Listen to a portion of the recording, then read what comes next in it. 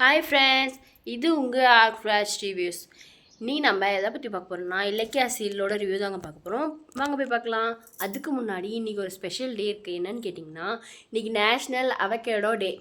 இது இப்போ தான் ஃபஸ்ட் டைம் கேள்விப்படுறீங்கன்னா மறக்காமல் நம்ம சேனலை சப்ஸ்கிரைப் பண்ணி லைக்ஸ் பெல் சிம்மில் கிளிக் பண்ணி வச்சுக்கோங்க. ஆன்லைன்ற ஆப்ஷனையும் கிளிக் பண்ணி வச்சுக்கோங்க. இந்த வீடியோ கடைசி வரையும் பாருங்கள். அப்போ தான் நான் லாஸ்ட்டில் ஒரு ஹெல்தி டிப்ஸ் சொல்வேன். அது உங்களுக்கு யூஸ்ஃபுல்லாக இருக்கலாம். ஓகே, இப்போ வாங்க நம்ம வீடியோக்குள்ள போகலாம். அடுத்ததாக நம்ம இலக்கியா சீரியலில் என்ன இன்ட்ரெஸ்டிங்காக போயிட்டுருக்குன்னு பார்த்தீங்கன்னா, நம்ம கார்த்திக் அடிபட்டு இறந்து போயிட்டாருன்னே சொல்லலாங்க. ஏன்னா இப்போ மயக்க நிலையில் தான் இருக்கார். அடுத்தது என்ன ஆகும்னே தெரியல. அவர் இறந்துட்டாரா, இல்லை கௌதம் வெளியே வரவே முடியாதா, ஜெயிலே இருந்துருவாரா, இல்லை கார்த்திக் எதுவும் ஆகாமல் உயிரோடு தான் இருக்காரா, கார்த்திக் இலக்கியா கிட்டே கிடச்சி கௌதம் வெளியே வருவாரா அப்படின்ற பெரிய கேள்விக்குறியாக தான் இப்போ போயிட்டுருக்கு. இந்த நேரத்தில் நாகு எஸ்எஸ்கேக்கு ஃபோன் பண்ணதுனால பேசிகிட்டு இருக்காங்க. இப்படி தான் நான் கார்த்திகை ஒரு அடி அடித்தேன், அவன் மயக்கம் போட்டு விழுந்துட்டான், பேச்சு மூச்சு இல்லை, இறந்துட்டான்னு நினைக்கிறேன் அப்படின்னு சொல்லிட்டு பேசிகிட்டு இருக்கிறப்பவே நம்ம பைரவி அங்கே வந்துடுறாங்க.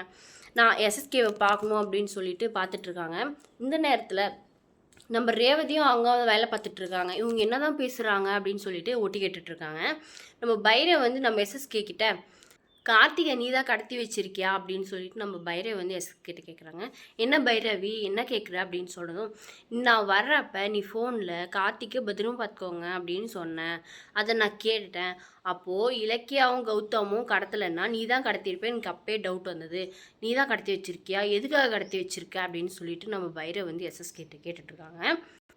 உடனே நம்ம எஸ்எஸ்கே அதை சமாளிக்கிற மாதிரி, என் டிரைவருக்கு அடிபட்டுக்குது, அதனால தான் நான் அப்படி சொன்னேன், நானெல்லாம் கடத்தி வைக்கல, நீ எங்கள் ஆள் அப்படின்னு சொல்லிட்டு, நான் எதுக்கு உங்ககிட்ட மறைக்க போகிறேன், மறைக்காமல் நான் சொல்லுவேன்ல, நீ இப்போ எங்கள் குரூப்பில் சேர்ந்துட்டுக்கிற, அதனால நான் எதுவும் உங்ககிட்ட மறைக்க மாட்டேன் அப்படின்னு சொல்லிட்டு சொல்லிட்டுருக்காரு. உடனே பைரவ் நான் வர்றப்ப நீங்கள் பேசிகிட்டு இருந்ததை நான் கேட்டேன், என்கிட்ட பொய் சொல்லாதீங்க, மறைக்காமல் எதையும் மறைக்காத சொல்லுங்கள் உண்மையை.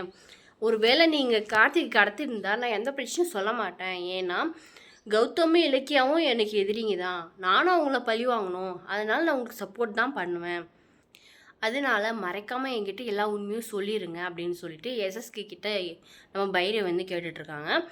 என்ன பைரவி இப்படியெல்லாம் பேசுகிற, உண்மையாகவே என் டிரைவருக்கு ஆக்சிடெண்ட் ஆயிடுச்சு, அதனால தான் கார்த்திகேயன் அவங்க டிரைவர் பேர் கார்த்திகேயன், நான் எவ்வளோ மேட்ச் ஆகுது பாருங்களேன், அதனால் அவரை பார்த்துக்கோங்க பத்திரமான்னு நான் சொல்லிட்டு இருந்தேன்.